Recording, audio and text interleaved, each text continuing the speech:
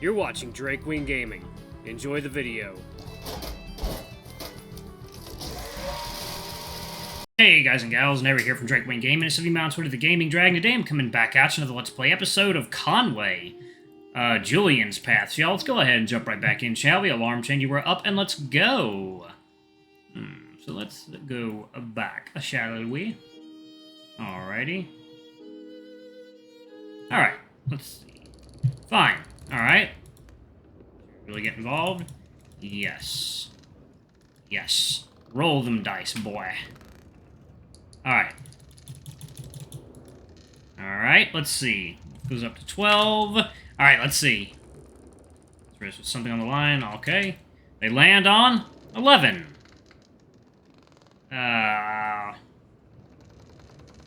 Yep. Wait.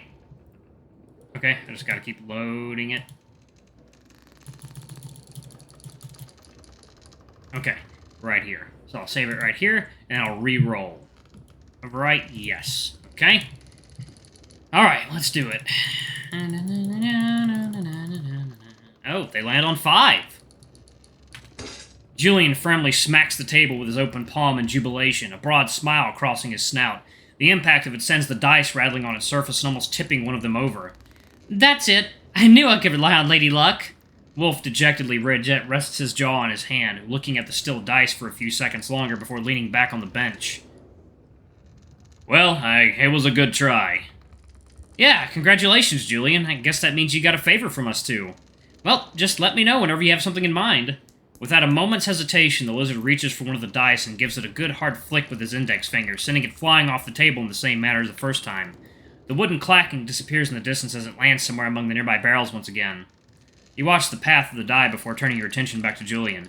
The smile on his face widens until his teeth peek past his lips. Oops. How clumsy of me. Would you be a dear and, pick it up again?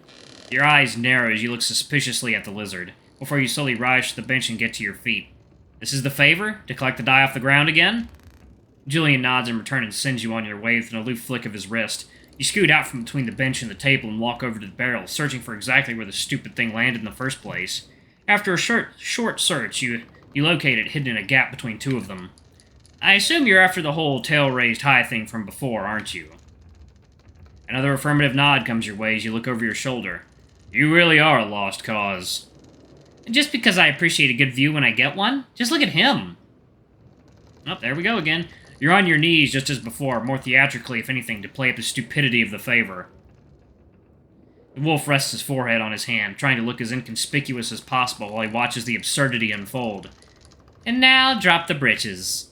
In an instant, Julian finds both you and Wolf looking at him with wide-eyed astonishment. You can't be serious! I very much am. If you just do it the same way as before, it wouldn't be much of a favor, would it?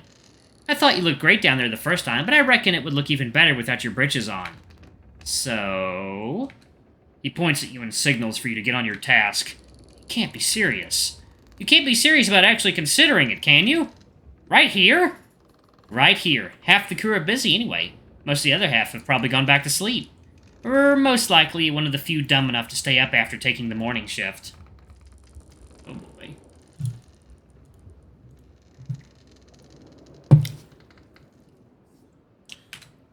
Julian cranes his neck to scan the surroundings before he continues. Don't think anyone will see. So now's your chance. Darn lizard. But a bet is a bet. Fuck it. Oh my. With your... Oh god, Wolf is looking now. With your knees on the ground and your back to them, you unbuckle your belt, grab the edge of your breeches and pull them down until they fall down fully. Your long tail sneaks out of the hole in them to sway behind you, and for the moment at least, your white shirt gives you a decent amount of cover. Not for very long, though, as the shirt begins to rise over the curve of your rump as you bend over. Your white fur catches in the fabric as it is pulled gently against the natural flow. And while you fish for the die, the two guys behind you get the most intimate view of your behind. You can hear a pin drop, nothing but the sound of the sea, the scraping of your fingers across the rough wooden floor, and the slide of the die as you pull it free.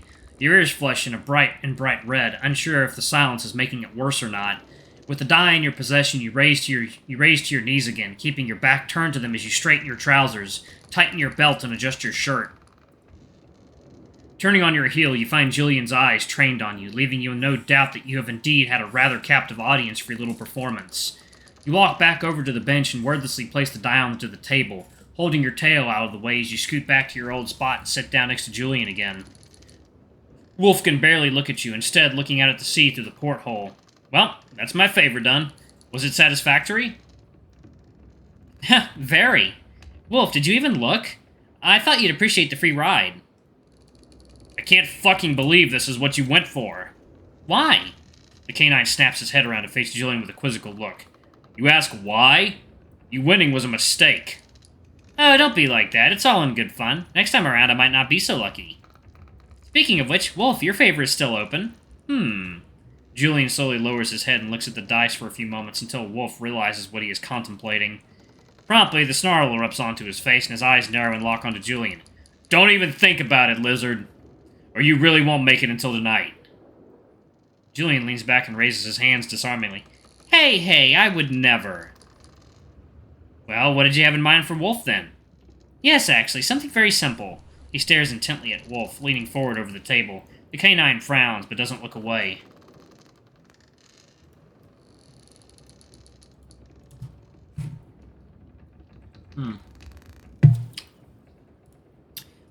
One simple request for you. Wolf, I want you to say something you like about us. One thing for each. You and Wolf are both silent to that. His eyes narrow at Julian as if waiting for a punchline. The lizard continues to stare. Are you fucking with me, lizard?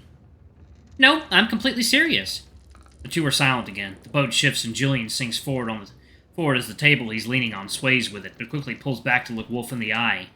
Because you, unlike some people, he gives you a long look as if to leave zero doubt who he was talking about, don't appreciate me for my beautiful body and charming personality, so I want to hear one thing you do like. You appreciate Julian's ingenuity and his beautiful body and charming personality. It is a perfectly crafted request. Nothing too outrageous, but something the big fuzzball would struggle with. Wolf stays silent for a bit, thinking. His shoulders slump and he sighs. Fine, you won. I keep my word. He stares at Julian for a while as if scrutinizing him to find a single thing to like about him. In response, Julian sits prettily, or the best he can with the swaying of the ship. Wolf grimaces. He then turns to you. I'll start with you. It'll be easier. Oh, just because you can compliment his ass now? I see how it is. I swear. Wolf responds with a thinly concealed snarl. I like that you are considerate, definitely more than the lizard. You get on my nerves a lot less.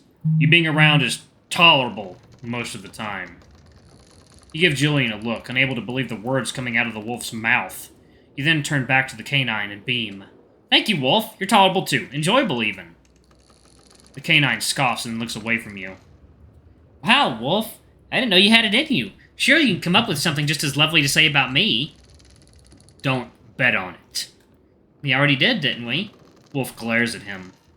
Enough about him. Let's hear about me, huh?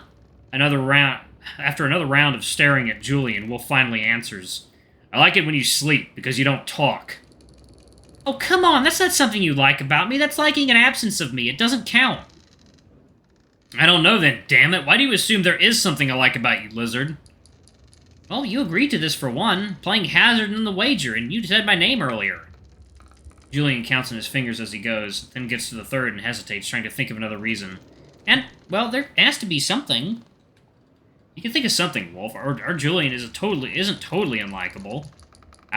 You can keep him. Cruel? Wolf then returns to staring at Julian, looking for the slightest detail to approve of. Eventually he just sighs, resting his head at the table for a moment. A finger pushes a die around, then suddenly he sits up straight. Something occurs to him, and he looks conflicted on whether or not to say it. You played my fife. I guess that's something you did, not something about you. He thinks for a moment. Julian looks like he wants to say something, but for once doesn't. You're very skilled, talented. You've helped me and him out a lot instead of holding out over us. Mostly. It's the first time in a long time I've heard that fife play actual music, and I appreciate that.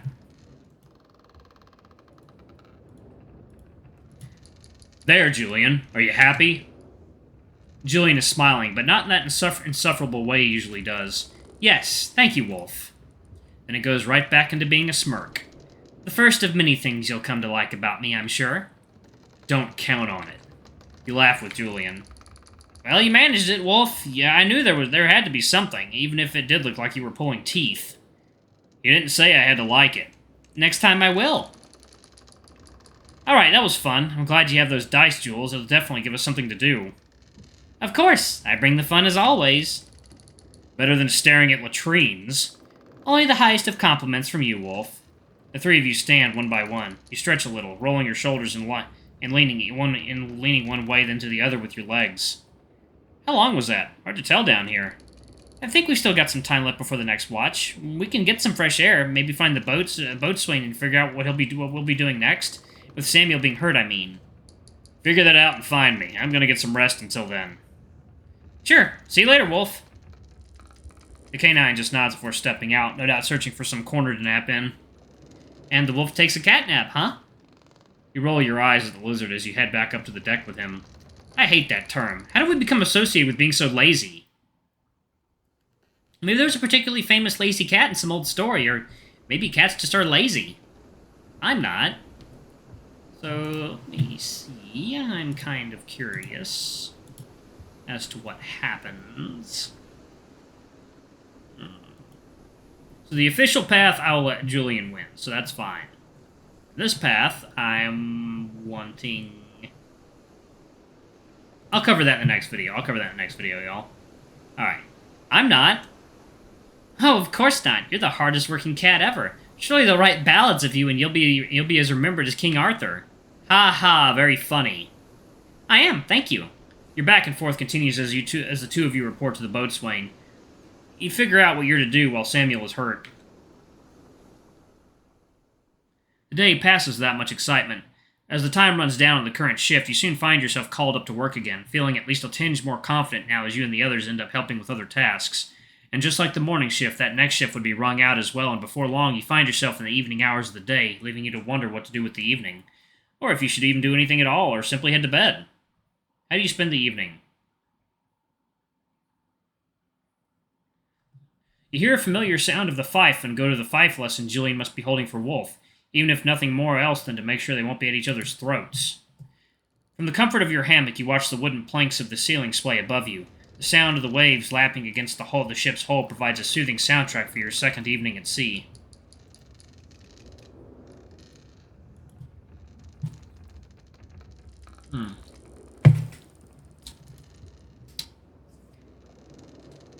The aching of your muscles, a constant reminder of what even a day's work here asks of you, not to mention that you still haven't found a good rhythm to get enough sleep. In a few hours you'll be summoned again, and somehow you just can't manage to close your eyes. Even after everything today, you feel as awake as if it's the middle of the day.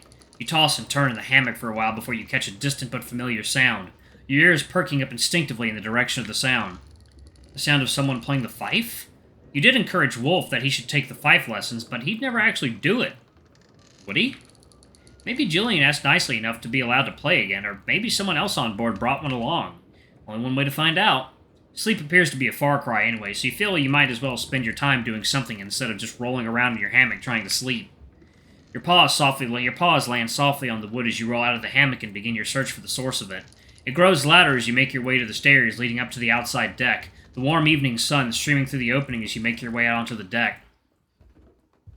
The sun hangs low enough that you have to shield your eyes as you step out and scan the deck, towards the bow of the ship as you spot the small group and begin to make your way towards them. Alright, y'all, I'm actually going to pause it right there. Thank y'all so much for watching. Don't forget to like, comment, subscribe, ring that notification bell, and check out our Patreon if you can. It always helps. Excuse me, if y'all are using iPhones or any kind of iOS device, do not download the Patreon app on the iOS device. Go directly to Patreon's website so that Apple does not charge us 30% fee. So that Apple isn't getting any of the damn money.